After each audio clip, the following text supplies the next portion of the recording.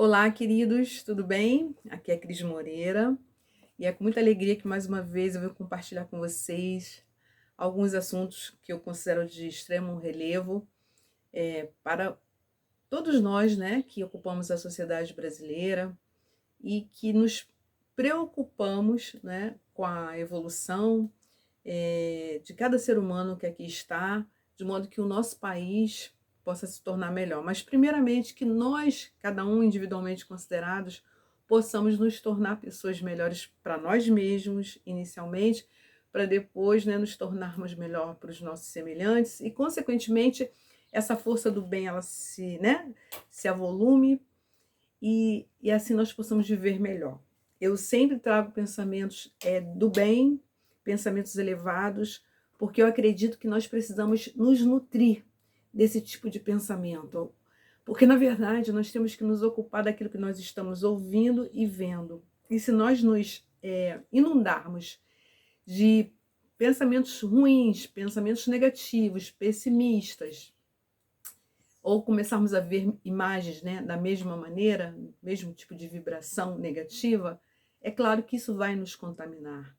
E como o bem existe, e a força do bem deve ser maior do que a força do mal, o nosso canal tem essa preocupação, sempre trazer uma mensagem de elevação, de conhecimento, de consciência, para que todos nós nos energizemos, né, nos fortaleçamos e cresçamos, né, na determinação pessoal e coletiva, individual e coletiva, de contribuirmos conosco e com todos. Então, queridos, hoje eu vou compartilhar, já finalizando o mês da mulher, né? Hoje já são 30 de março, e conforme prometido, aspectos assim importantes, embora, claro, sem esgotar os temas, da lei de igualdade política, né, que iguala a mulher ao homem em termos assim do acesso à vida política, bem como a lei Henri Borel. Eu não sei se vocês lembram, né, o Henri Borel foi aquele menininho, uma criança, né, que morreu, assassinada na Barra da Tijuca, né, por conta de uma situação acontecida na sua própria residência. Então, eu gostaria de falar com vocês o seguinte sobre isso, que nós vamos, né, já tratar do assunto, mas que nesse momento eu vou noticiar a vocês que eu estou fazendo uma promoção para a Páscoa, que ainda dá tempo, de 2 livros, mas no formato e-book, para que vocês tenham facilidade de acesso. Porque eu sei que tem gente, né, que está comigo, né, me acompanhando nesse canal e que não mora nem no Rio de Janeiro. Então, se você desejar presentear alguém, enfim, você mesmo se presentear com um livro, Águas no Deserto ou 7 Testemunhos e um Propósito, você, né, terá os valores e a maneira de ter acesso a esses e-books na descrição deste vídeo. O que eu diria? Águas do Deserto é um livro que fala de prosperidade, mas principalmente a prosperidade espiritual, que dará ensejo a todas as demais prosperidades. Já 7 Testemunhos e um Propósito é um livro que traz 7, né, histórias reais, verídicas, de 7 mulheres, inclusive a minha, que falam, né, dos seus, digamos, desafios todos vencidos, né, desafios que foram vieram às nossas vidas, mas que nós vencemos através da presença poderosa de Deus em nossas vidas. Nós cremos nisso e gostaríamos e queríamos compartilhar, desejamos compartilhar isso com vocês, e o fizemos por meio deste livro que eu reputo muito precioso. Na verdade, ambos, né? Sendo que este foi escrito somente por mim e este a 7 mãos. Mas agora vamos para a temática que nos, digamos assim, nos propomos no dia de hoje. E vamos começar pela Lei de Igualdade de Gênero na Política. É a Lei 14.192, de 4 de agosto de 2021. E é uma lei muito recente, e, na verdade, ela tem, né, 14 de agosto, ela não tem nem 3 anos ainda, e ela vem justamente para, digamos assim, realmente trazer um equilíbrio né, na igualdade, né, no acesso à vida política. Inclusive em termos de percentual mínimo de participação da mulher, uma série de circunstâncias que são fundamentais. Mas eu gostaria até de trazer um exemplo para que vocês assim entendessem, e às vezes através dos exemplos fica mais fácil a gente compreender, né? Que, na verdade, quando a gente fala em política, a gente não está falando da política suja, da política deturpada, da política egoísta, né, que só tem como, digamos assim, viés aquele de privilegiar o político com seus interesses pessoais. Não, quando a gente fala em política, a gente fala de uma ciência fundamental, cuja prática demanda pessoas honestas, dignas e que tenham uma visão pública sobre o que interessa a todos, a coletividade. Novamente, eu volto ao foco de que nós temos que pensar no bem.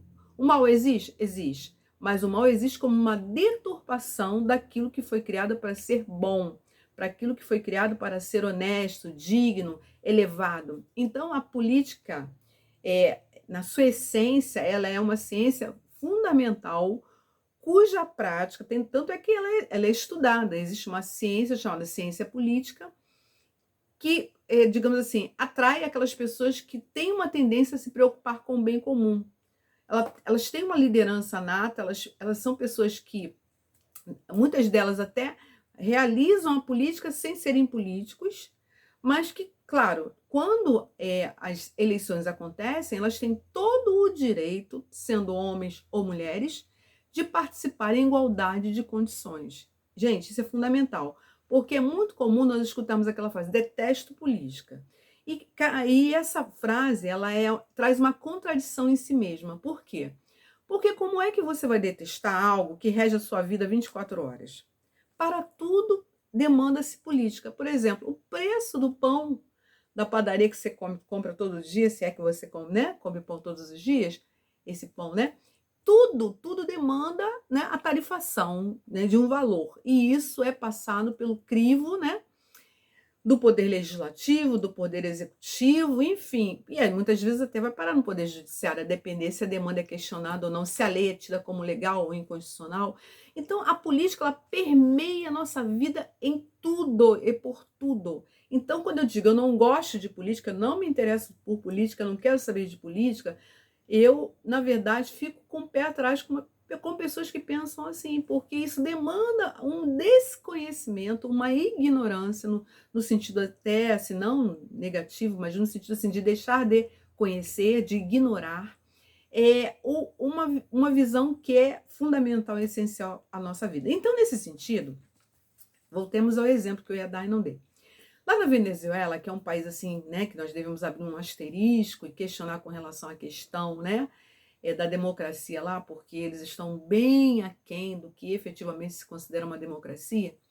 Lá eles acabaram de barrar a candidatura de uma mulher, né, que vinha, digamos, se posicionar com pensamentos de oposição ao governo de então.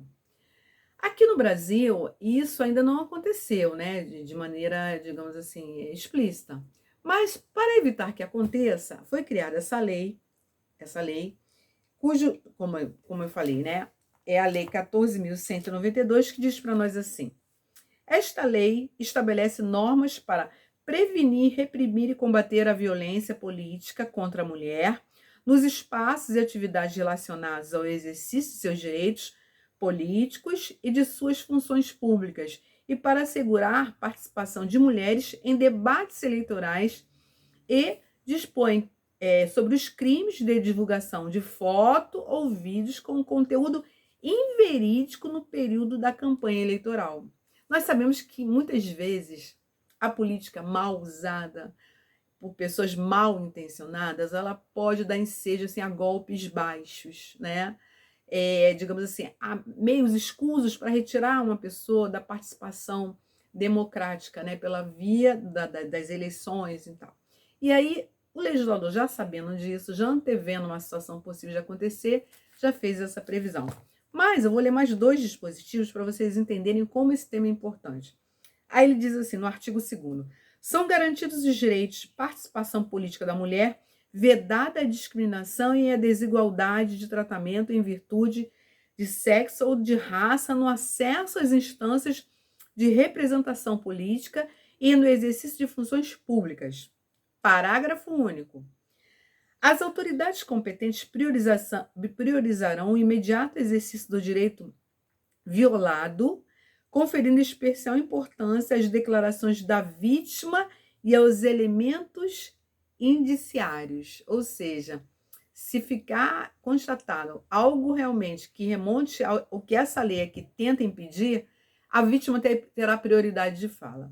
E agora vem o artigo 3º, que é de fundamental importância, que diz assim para nós: considera-se violência política contra a mulher toda ação, conduta ou omissão com a finalidade de impedir, obstaculizar ou restringir os direitos políticos da mulher. Parágrafo único. Constitui igualmente atos de violência política contra a mulher qualquer distinção, exclusão ou restrição no reconhecimento do gozo ou exercício de seus direitos e de suas liberdades políticas fundamentais em virtude de sexo. Então, só para vocês entenderem claramente, certamente vocês já perceberam que nesse exemplo que a Venezuela está, realizando, isso não poderia se caracterizar no Brasil, porque hoje nós temos norma expressa que determina como crime essa prática. Vejam bem, gente, quando nós estivermos pensando numa lei, quando nós estivermos pensando na aplicabilidade de uma lei, esqueçamos assim esse período difícil que o Brasil está passando. Esqueçamos não, a palavra é difícil. Não consideremos esse período difícil que o Brasil está passando, principalmente no ápice da pirâmide, porque isso vai passar. Isso vai passar e o bem voltará a prevalecer. Então, vamos pensar no Estado Democrático de Direito, como um Estado que o Brasil escolheu atuar em conformidade, e que, embora estejamos num mau momento, o bom momento há de voltar, o momento do justo, do equilíbrio. Então, assim, nós temos que continuar buscando conhecimentos para que nós possamos embasar as nossas práticas. Agora, eu vou só compartilhar algo com você, mulher, que eventualmente tem um desejo de ser uma política, que você que já tem esse viés de liderança natural, que seja uma mulher que pense no bem comum. Nós estamos com as eleições abertas para vereador, a vereança das nossas cidades, para a ocupação das câmaras municipais, bem como para a função de prefeito e de vice-prefeito.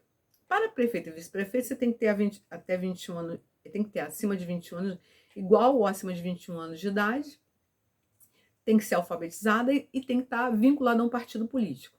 Para vereador, os mesmos requisitos, sendo com a idade menor, que é a idade de 18 anos. Então, o que eu quero dizer é o seguinte: se você já for filiado a um partido político, porque para isso tem que ter um período temporal maior, você tem a condição plena de fazer parte do exercício democrático, pelo menos tentando essa carreira, ser uma representante municipal, seja pela via da direção da prefeitura, seja pela via do legislativo, que é a função do vereador, para elaborar leis municipais que venham afetar a nossa, digamos, a sociedade, nossa cidade positivamente. Nós sabemos que as cidades são assim fundamentais, porque elas são, digamos assim, aquele chamado direito local. Além de nós todos morarmos numa cidade, em determinada cidade, digamos assim, as leis municipais, elas interferem diretamente nas nossas vidas. Então, tem gente que pensa, o cargo de vereador, de prefeito, são de menor importância em relação ao cargo de um deputado estadual ou federal, ou de um chefe de executivo estadual ou federal. Não, gente, só mudam as instâncias. É claro que o cargo mais elevado da nossa nação, em termos assim de executivo, é o presidente da República. Em termos de legislativo, é o Congresso Nacional. Em termos do judiciário, é o STF.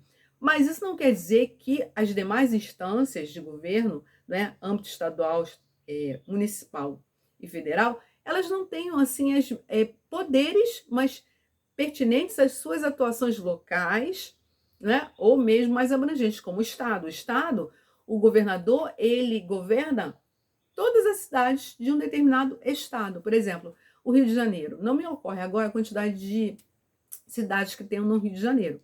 Mas o fato é que o governador do estado, nesse momento, ele governa, digamos assim, o interesse do estado como um todo, e ele tem articulação política com todos os prefeitos, para que, eventualmente, uma prática determinada pelo estado possa beneficiar, né, todas as cidades, ou mesmo não, em sentido contrário, vai depender daquilo que seja, né, decidido em termos, né, digamos assim, do âmbito de atuação desse governador, ou mesmo desse prefeito, se nós estivermos tratando de uma cidade.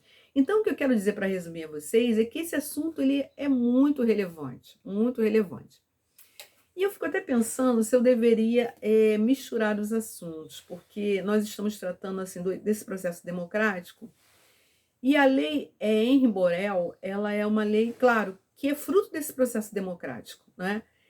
Essa lei surgiu por conta de um fato social gravíssimo que afetou uma criança e que acabou transformando-se, né, essa prática negativa numa lei. E aí eu chamo a atenção de vocês para algo que normalmente acontece de forma contrária. Como assim? Nós sabemos da história desse menino, nós falamos um pouco sobre isso no início do vídeo, mas normalmente o legislador ele age preventivamente, ou seja, ele busca ser alguém capacitado para antever o fato social e criar uma noção que se transformará numa lei para prevenir a atuação social negativa. Então, nesse caso, muito triste para nós, essa lei ela veio depois do fato social negativo ter sido realizado. Ou seja, foi através do Henri Borel, da sua morte, e ainda bem, eu penso assim, né, que isso possa prevenir outras mortes, ou seja, que essas mortes não venham a acontecer, né, que esse menino, como um mártir, né, tem essa simbologia assim, de prevenir, para que outras crianças não venham passar pelo que ele passou. Ela tem a configuração de um estatuto, né, de proteção contra a vida das crianças e dos adolescentes. Agora eu vou ler para vocês a epígrafe, né, dessa lei, para que vocês entendam o que eu estou querendo dizer na prática. Essa lei é a 14.344, de 24 de maio de 2022, que diz assim, ó, cria mecanismos para a prevenção e o enfrentamento da violência doméstica e familiar contra criança e adolescente, nos termos da Constituição, né, e das disposições específicas previstas em tratados, convenções ou acordos internacionais de que o Brasil seja parte, tá, gente? E aí, no artigo 1º, ele diz assim, esta lei cria mecanismos para a prevenção e enfrentamento da violência doméstica e familiar contra criança e adolescente. E aí, no artigo 2º, ele diz, configura violência doméstica e familiar contra criança e adolescente qualquer ação ou omissão que lhe cause morte, lesão, sofrimento físico, sexual, psicológico ou dano patrimonial. Aí, ele, no artigo 3º, segundo, ele esmiuça um pouco mais, e no 3º ele diz assim, a violência doméstica e familiar contra criança e adolescente constitui uma das formas de violação de direitos humanos. E aí, no 4º, ele vai dizer que vários órgãos vão trabalhar de forma integrada para coibir essas violências contra as crianças e os adolescentes. Uma dúvida, criança de 0 a 12 anos, adolescente de 11 anos completos, né? Adolescente de 12 anos até 17 anos completos. No dia que completa 18 anos, passa a ser jovem. Então, essa lei, ela protege a criança de 0 a 17 anos completos, né? Que engloba a criança e o adolescente. E essa lei, ela diz que, na verdade, essa lei, ela parece com a lei de violência doméstica, que é aquela que já é feita para a proteção das mulheres, que é a lei 11.340, sendo que perpetrada agora essas práticas negativas contra as crianças e adolescentes no âmbito doméstico. Gente, aqui, olha, fala de morte, fala de lesão corporal, fala de violência patrimonial e fala também de violência psicológica. Eu queria que, assim, que nós pensássemos que muitas vezes as crianças, elas sofrem demais, principalmente porque elas não têm, assim, como se defenderem por si mesmas. Elas contam com aqueles que moram com elas, né? Sejam seus responsáveis como tios, aqueles que têm a guarda, ou principalmente os seus pais, que é o mais comum, mas como guardiões, seus guardiões. E quando essas próprias pessoas subvertem a ordem de guardá-las, de protegê-las, e são elas as suas principais algozes, isso torna uma coisa terrível, terrível, abominável. E é por isso que a própria lei, ela criou um disque 100, para que todos nós, todos que façamos parte da sociedade, sejamos meio que, digamos assim, solidários, meio não, totalmente solidários, em denunciar práticas contra as crianças e adolescentes, que nós tenhamos ciência. E aqui ela diz assim, quer ver? Ó, deixa eu achar o dispositivo que vai dizer isso para nós. Ela diz com toda a clareza que foi criado um Disque 100 justamente para isso. Olha, eu não vou achar que nesse momento, eu tinha até separado, tinha grifado, mas também para não fugir, né? Não estender muito o tempo do canal, para não ficar desgastante para vocês, eu só quero dizer a vocês o seguinte: nós temos responsabilidade solidária. Todo aquele que sabe que uma criança ou um adolescente está sofrendo qualquer tipo de violência e não denuncia, gente, de alguma maneira conivente com isso. Então, se você não quer aparecer, se você não quer, você tem esse direito de ficar no anonimato, mas diz que sim. Diz que sim. É só isso que você tem que fazer, tá? E aí, o atendimento à criança e ao adolescente vai ter prioridade nas delegacias de polícia, no Poder Judiciário, que tenham, digamos assim, competências e atribuições específicas para atendimento dessas crianças e desses adolescentes. Eu, nesse momento em que tenho conhecimento, Maria Cristina, um ser humano, cidadã brasileira, advogada, uma mulher que busca consciência para si mesma, assim como busco compartilhar a consciência que eu obtenho, eu me sinto corresponsável. Se eu assistir a uma violência contra uma criança ou contra um adolescente, ou contra ambos, e não descarcem na hora. É o meu dever ético, humano, moral e principalmente espiritual.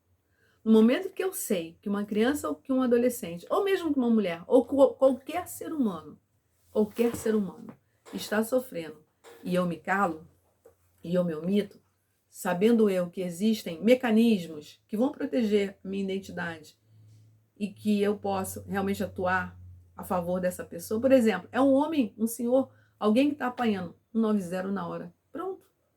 Você não precisa nem... Ó, eu tô aqui, eu não quero ser identificado, mas ó, tô vendo uma violência contra uma pessoa, contra um ser humano. Gente, se eu não fizer isso, se eu não fizer qualquer coisa, nossa, que ser humano serei eu? Então, a fala de hoje é uma fala assim, que se iniciou a favor da mulher na política, que culminou, né, com relação ao compartilhamento dos interesses das crianças, dos adolescentes no âmbito, né, da violência doméstica familiar, mas que termina agregando todos os seres humanos. Nós todos temos esse dever, esse compromisso com a humanidade, de não permitir ou de não, ou de alguma maneira tentar evitar algum dano contra um semelhante nosso, independentemente de gênero, de raça, de credo, de um ser humano. Usemos os mecanismos, busquemos saber. Se você está na dúvida, vá lá no Google. Como faço para denunciar uma agressão contra alguém, seja ele quem for, tá? Mas se você, assim, começar a pensar sobre isso, pelo menos, eu já vou ficar feliz. Esse vídeo já terá valido. Eu já ficarei, assim, realmente com meu coração confortado, tá? Então, feliz Páscoa para mim e para vocês, né? E a Páscoa, ela, ao meu ver, ela significa um renovo, uma possibilidade de renascimento, uma possibilidade de, digamos assim, de revermos conceitos, de revermos valores, e renascermos no nosso íntimo para muitas coisas novas, sabe? Para o novo tempo e para principalmente dar espaço para o bem na nossa vida, para entender que o mal tenta nos, digamos assim, fazer acreditar o tempo todo que só existem pessoas ruins, que só existem práticas ruins, negativas, defeituosas, desonestas, mas isso não é real. Isto não é real. Existem um contingente superior de pessoas boas, de pessoas honestas, de pessoas que querem o bem, de pessoas que pensam no bem, de pessoas solidárias, de pessoas que querem realmente gerar uma nação melhor, né, um mundo melhor, e se preocupando umas com as outras. E aí entra a importância da política, aí entra a importância de nós individualmente considerados, né, fazendo cada um de nós a nossa parte, e aí entra a importância de nós protegermos e guardarmos as nossas crianças e os nossos adolescentes para que eles possam ser pessoas dignas no futuro e principalmente curadas no seu espiritual e no seu emocional e no seu físico por terem sido assim protegidas efetivamente, né, de males dos quais eles não sabem se defender e principalmente que eles não precisam passar. E se não couber, né, essa defesa, essa proteção àqueles que por lei deveriam fazê-lo, que caiba a nós no Disque 100, ou mesmo no Disque 90, o que você puder fazer. Muito obrigada. Se puderem presentear, né, alguém com e-book, tá lá a descrição no vídeo como fazê-lo. E é isso, recebo minha gratidão, meu afeto. Muito obrigada. E até o próximo vídeo.